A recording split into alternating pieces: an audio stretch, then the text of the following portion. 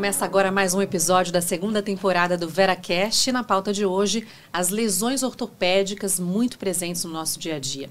De simples entorse a fraturas mais graves. E para entender melhor sobre essas outras lesões e também como a tecnologia vem ajudando no tratamento, eu tenho aqui ao meu lado o Dr. José Luiz Abel, ortopedista, traumatologista e coordenador de ortopedia do Veracruz. Bem-vindo aqui ao VeraCast, doutor. Obrigado, Marcela. Tudo bem? Tudo jóia. Ótimo. Obrigada pela presença. Está comigo também o Dr. Gustavo Constantino de Campos, ortopedista e traumatologista. Bem-vindo também, obrigada pela participação. Obrigado pelo convite. Com certeza não vai faltar assunto aqui para a gente falar com relação aos tipos de lesão, como a tecnologia vem auxiliando, né, nos tratamentos também. Então, para começar, eu queria que vocês contassem para a gente o que é exatamente uma lesão ortopédica. Bom, posso começar. A palavra lesão, ela até tem um entendimento um pouco equivocado das pessoas, né? Você vê frequentemente, às vezes, um atleta, alguém que faz um esporte. Eu tive uma lesão. O que realmente foi lesão? Lesão é um dano que acontece em alguma estrutura e que, se for na estrutura braços, pernas, coluna, parte chamada músculo-esquelética, que é o que a gente trabalha basicamente, a gente pode dizer, então, existe um dano ali. Rompeu um músculo, rompeu um tendão, fraturou um osso, uma articulação, por exemplo, que passou do seu limite, ela torceu. Então, frequentemente, você vai falar assim, teve uma contusão no joelho. Na verdade, foi uma torção do joelho, com ou sem ruptura das estruturas que tem ali. Então, lesões a gente entende por dano. Tem, às vezes, inflamações que não propriamente tem a lesão. Você pode, às vezes, não estar acostumado a fazer um esporte, um exercício, faz, tem dor, não chega a danificar nada, apenas inflama porque passou do ponto e aquilo regride ao normal. Quando existe um dano que vai precisar passar por um processo de cicatriz ou, eventualmente, uma intervenção até cirúrgica para correção, aí sim a gente está falando de lesão. Então, eu estou entendendo que há vários tipos de lesão. E qual a parte do corpo onde é mais comum elas acontecerem, né? Quais partes, aliás? Olha, pode acontecer em qualquer parte, né? E também, assim, a gente tem diferentes públicos de lesões, né? Quando a gente fala de lesões mais em público mais jovem, geralmente são lesões mais traumáticas, lesões esportivas, entorses, essas coisas. E tem também as lesões no público mais idoso, que são as lesões degenerativas, que tem a ver mais com o envelhecimento, a degeneração dos tecidos, do que, assim, um trauma específico, né? E quando a gente fala, assim, em lesões a gente tem duas populações. As lesões traumáticas ocorrem dependendo do esporte. Então, o esporte que usa mais o membro inferior, como futebol, como esqui, vai ter lesões de joelho, tornozelo, etc. E tem os esportes como vôlei, como tênis, que vão dar mais lesões de membro superior, porque usam mais o membro superior. Então, lesões de ombro, de cotovelo. Qual a faixa etária que tem mais lesão? São os mais jovens, aí no caso, como a gente está falando das fraturas, ou são os idosos? Hoje eu acredito que os jovens estão aumentando muito suas lesões, porque estão praticando mais esportes um pouco mais agressivos, né? Tem a legião toda dos crossfits da vida, o pessoal que vai correr na rua. Só que tem que lembrar que as pessoas estão ficando mais velhas, então o dano nas pessoas mais velhas, seja no trauma mais leve, né, como o Dr. Gustavo falou, né, os traumas dependem um pouco da intensidade para ver se machuca ou não. Uma pessoa um pouco mais avançada na vida, ela tem ossos mais frágeis, músculos mais frágeis, ela se machuca mais facilmente numa queda. Sem contar as fraturas que acontecem no idoso por causa da fraqueza óssea da osteoporose. Claro, esse é um tema para ortopedista, mas dependendo do tipo de lesão, né, do que acontece com o corpo, é preciso uma equipe multidisciplinar, com vários profissionais envolvidos, por exemplo? Com certeza, sim. O diagnóstico, principalmente, é feito pelo médico, né? Então, o médico, acho que ele é o grande pessoa que recebe o paciente e vai pedir exames necessários e vai fazer, assim, o diagnóstico de onde que está com a lesão e por que está com a lesão. Mas o tratamento, certamente, a gente precisa de uma equipe multidisciplinar. Então, a ortopedia trabalha muito com fisioterapia, né? Porque a gente tem ali os tratamentos fisioterapêuticos, né? Para tratar lesões ósseas, lesões musculares, lesões tendíneas. A gente trabalha bastante também com o educador físico, porque esse paciente, ele, por causa da lesão, ele para de fazer o esporte, depois ele vai ter que retomar. Com certeza o educador físico entra aí. Então, a gente acaba tendo aí o contato com diversas áreas, com certeza. Tudo vai depender do tratamento, da abordagem que vai ser necessária em cada caso, né? Sim, a gente valoriza muito também a parte nutricional, a parte emocional, psicólogo, psiquiatra, muitas vezes. Então, é cada vez mais multidisciplinar mesmo. Agora, entrando aqui no tema da tecnologia, porque é encantador ver como a tecnologia tem contribuído com a medicina, né? E na área da ortopedia, especificamente, o que mudou de um tempo para cá? Do que vocês têm utilizado?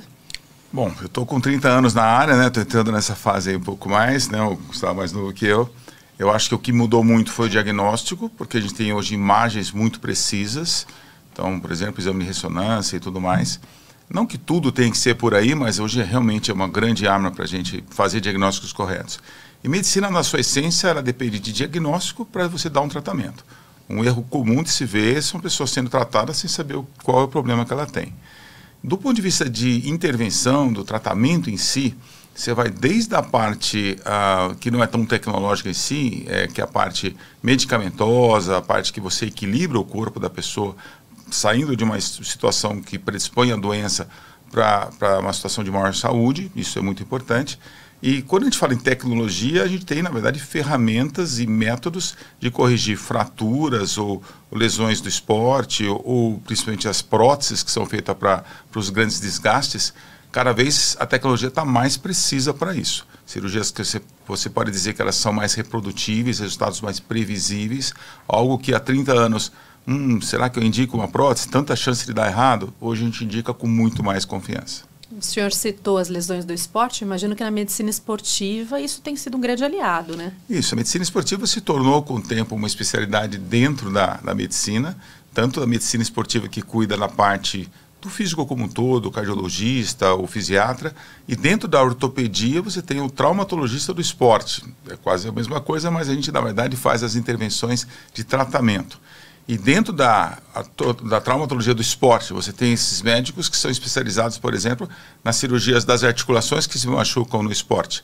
Então, rompe um tendão no ombro, desloca o ombro, rompe o ligamento cruzado, que nem o Neymar aconteceu, que nem tantos outros jogadores acontece, as lesões do quadril, do tornozelo. Então, sim, existe hoje um especialista dessa área que vai refazer ou reconstruir aquelas articulações com equipe multidisciplinar para fazer a pessoa voltar ao seu esporte. O objetivo final do uso dessa tecnologia toda disponível é a qualidade de vida maior para o paciente, né? Com certeza. E a gente vê também, principalmente no atleta, então assim, o avanço nas duas áreas, né? Na área clínica e cirúrgica. Na área clínica, por exemplo, hoje você tem o pessoal usando GPS, então o avanço na fisiologia, o médico do esporte ele entende exatamente o quanto aquele atleta fez de esforço e precisa parar ou precisa fazer mais.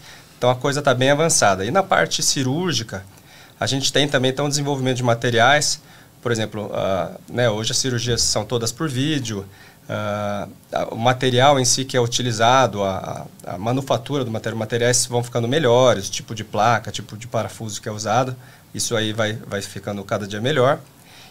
E até a entrada aí da coisa mais recente, que é a entrada de robô também. Além da artroscopia, que é uma coisa que já tem uns bons anos, mas agora a cirurgia robótica também está entrando aí na ortopedia, né?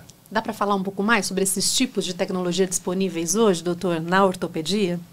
Sim, a gente pode dizer que o que tem sido novo, né, é uma questão que a gente chama de navegação. Navegação é um termo que se usa quando você tem duas câmeras que filmam o procedimento, e ele pode ser feito na ortopedia, na neurocirurgia, na cirurgia de coluna.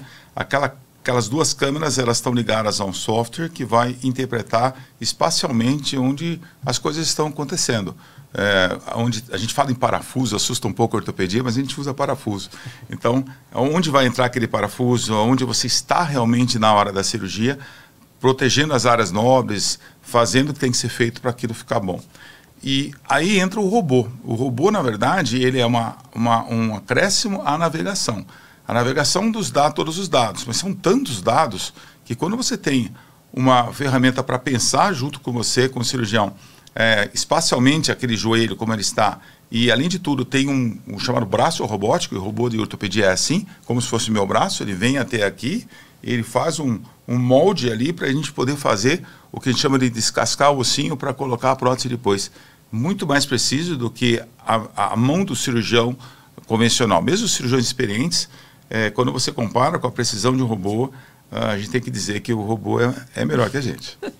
Inclusive, aproveitando aqui que o nosso foco está na inovação, né, no episódio de hoje, vale a gente ressaltar que o Veracruz, mais uma vez, mostrou o quanto é pioneiro, né, e tem no seu DNA aí, né, o pioneirismo. Depois de realizar mais de 3.000 procedimentos robóticos em novembro de 2024, vocês realizaram a primeira cirurgia ortopédica da América Latina com o robô Skywalker, né? Vamos entender que procedimento foi esse, o que aconteceu ali. Ah, legal. Então, o robô é o seguinte, a gente tem uma cirurgia que chama prótese total do joelho, que é a substituição da articulação que está danificada em quem tem artrose, né, que é a doença do desgaste das juntas ali. Então, quando tem um dano pequeno, a gente consegue tratar isso aí de diversas formas, com infiltrações, etc. Quando é um dano muito grande, a gente tem um tratamento que é bom e funciona muito bem, que é a substituição dessa articulação danificada por uma prótese. Essa prótese ela é feita de forma em que eu tenha um alinhamento, né, um balanceamento dos ligamentos, tudo conforme o paciente precisa. Então, eu preciso de todo um planejamento, o tamanho do implante, o jeito que eu vou colocar, né, porque ele precisa substituir ali, no caso do joelho que a gente está falando, precisa substituir o fêmur, a tíbia, de uma forma que fique de uma forma ideal, que esse paciente vai voltar a andar e esse joelho vai funcionar normalmente. Isso é tradicionalmente feito mecanicamente, né? A gente olha o joelho e com o uso de alguns guias a gente consegue colocar a prótese ali, cortar ali. A cirurgia robótica ela é uma evolução da navegação, que o Isabel comentou, ou seja, tem um planejamento que a câmera dá para a gente a posição dos ossos e mostra para a gente onde a gente deve cortar. E agora a introdução do robô, esse braço robótico, ele realmente obriga a gente a cortar ali de acordo com o que a gente planejou e o robô mostrou para a gente que é o ideal. Então isso te dá uma precisão muito grande, porque assim, não tem como eu cortar de uma forma que eu estou achando que era ali, no fim eu acabo cortando torto, né? Porque o robô ele tem todo um processo de coleta de dados e posicionamento que ele vai me mostrar aonde eu devo cortar para que eu fique com o alinhamento e com esse balanceamento totalmente preciso ali. São muitos benefícios para o paciente? O que a gente enxerga hoje é o potencial, né? Porque são feitas milhões de próteses no mundo hoje em dia e a cirurgia robótica não está muito acessível ainda. Então já existe publicação científica de peso mostrando que há a possibilidade de ser uma cirurgia melhor, no sentido de que a recuperação pode ser mais rápida, pode ser menos dolorida, porque a prótese de joelho é uma cirurgia dolorida. E o mais importante é ver no longo prazo. São pessoas que hoje cada vez se faz mais prótese e cada vez mais cedo na vida. E é importante que essas próteses possam durar mais que 20, 30 anos. Se realmente com o robô vai acontecer isso, a gente não pode afirmar. Mas intuitivamente, uma cirurgia precisa, como ela passou a ser dessa maneira, dá para imaginar que sim, que no futuro as próteses vão ser mais duráveis e os pacientes se sentirão melhor com suas próteses. Agora, quando a gente fala em robô, muita gente acha que o papel do médico ali é secundário, né? Que ele faz muito pouco, mas não é bem assim. Não é. Principalmente o robô da ortopedia, ele não substitui tanto quanto o próprio Da Vinci, que é o robô da cirurgia geral. O robô da cirurgia geral, o médico fica ali num console e o robô mesmo que corta e opera, né? No caso da ortopedia, a gente ainda faz os cortes, o robô ele mostra para a gente e posiciona o corte onde ele deve ser. Então, o robô da ortopedia ainda depende da experiência do cirurgião também, né? A gente fala, às vezes, o robô parece uma coisa futurista, né? Mas ele está ali, com certeza, é uma ferramenta que ajuda muito, mas a cirurgia ainda é feita pelo ortopedista. Nesse momento, a gente decide as coisas. O robô ele realmente é um auxiliar. A gente tem que enxergar que no futuro, inteligência artificial e tudo mais vão concluir mais coisas melhores do que eu concluo no momento. Eu enxergo sim que no futuro o robô vai fazer a cirurgia inteira. Mas esse futuro eu não sei realmente quando, porque são muitas variações, são muitos custos envolvidos.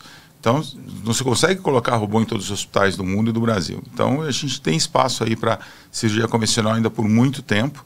Mas, onde for acessível, creio que o robô vai trazer uma melhoria muito, muito significativa.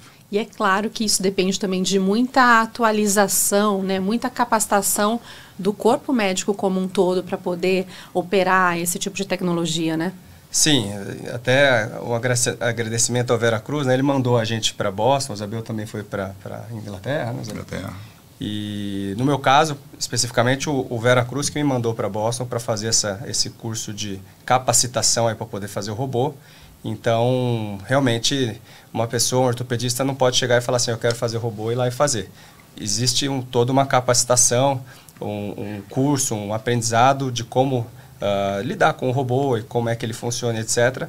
E isso aí é feito, então, através de cursos e capacitações. Além de todo esse pioneirismo do Vera, então, essa preocupação em preparar os profissionais, né, para atuar dessa forma. Sim, é um investimento muito grande também. O robô é uma estrutura cara e para que ela funcione bem, para que seja melhor do que é hoje, os médicos e as equipes têm que estar preparadas. A enfermagem de centro cirúrgico, por exemplo, no Veracruz, é super treinada para lidar com robótica. Talvez uma das melhores equipes do Brasil nessa área. Então, realmente, eles incentivam muito a nossa atualização. A gente faz muita cirurgia de prótese, eu, o Gustavo e as equipes que operam no Veracruz. Para a gente fazer a mudança disso para a robótica, você tem que raciocinar, vai valer a pena? E olha, vale a pena, porque é tanta coisa que vem, a gente tem tanta informação hoje que a gente achou que soubesse antigamente, que a gente vê agora pelos cálculos que o robô nos fornece, que dá para ser mais preciso. A gente sai da coisa dos 3 milímetros para os 0,3 milímetros. É uma coisa incrível a precisão que isso pode gerar. Vocês contando aqui como o procedimento funciona, para a gente que é leigo parece um filme de ficção, mas é muito interessante saber que isso já é uma realidade por aqui, né? E dá para esperar muito mais inovação nessa área ainda? Dá para esperar, como a Isabel falou. Eu estou super empolgado. Eu, na minha prática, gostaria de fazer 100% dos meus casos robô. A gente tem ainda uma relutância de alguns cirurgiões dizendo que que o robô não é comprovado que melhora tanto em relação ao resultado final, comparando com cirurgiões experientes. Acho que nós dois somos cirurgiões experientes e fizemos o robô e ficamos empolgados, né? Acho que dá para melhorar. Então, a evolução disso são máquinas que têm aí inteligência artificial junto e que então vão melhorar as decisões que hoje são quase que 100% nossas. Talvez eles até sugerirem tudo para a gente, né? A gente dando o ok. E acho que vai chegar num ponto que, inclusive, o próprio robô, a gente vai apertar um botãozinho e ele vai resolver a parada lá, né? Acho que vai para isso. A gente está falando de tudo isso do bastidor da área médica, mas claro que o objetivo principal é o que isso vai proporcionar para aquela pessoa que está ali sendo operada, né? É curioso, porque a medicina hoje busca muito alguma coisa até que não precisa operar. Existe muito da medicina regenerativa, né, da precaução e prevenção de doenças. Mas, por outro lado, como citei, as pessoas estão ficando mais velhas, ainda bem. Então, cada vez mais se opera pessoas até mais idosas. A gente tem feito prótese em pessoas de 90 anos, uma cirurgia eletiva. O paciente opta por operar com seus 90 anos, vai para o hospital e sai com seus joelhos melhores. Então, realmente, a gente está buscando uma melhora de qualidade de vida de toda essa população, porque não adianta só você avançar na idade, você tem que avançar com conforto, com capacidade, com alguma autonomia, capacidade de se locomover e ter menos dores. E nisso, essa tecnologia agrega muito. Quanto mais seguro e menos invasivo o procedimento for, melhor para o paciente, né? Com certeza, melhor. Sem dúvida. Doutores, muito obrigada por compartilharem tanto conhecimento e tanta informação interessante para a gente aqui. Aprendemos muito, com certeza, em mais esse episódio do VeraCast. A gente está falando de tecnologia como uma aliada mesmo para trazer bem-estar, qualidade de vida para as pessoas, né? Obrigada, doutor Gustavo. Eu que agradeço, obrigado. Doutor Zabel, um prazer tê-lo aqui, muito obrigada. Obrigado, viu? A gente tem que esperar que os robôs também vão nos ajudar nos quadris, nos ombros, nos tornozelos, então tem muita robótica pela frente aí. Sem dúvida, obrigada mesmo. Pessoal, espero que vocês tenham curtido o episódio de hoje e na próxima semana nós temos mais novidades aqui no VeraCast. Salva aí na sua agenda então, tá? Terça-feira às 8 da noite em ponto. Até lá!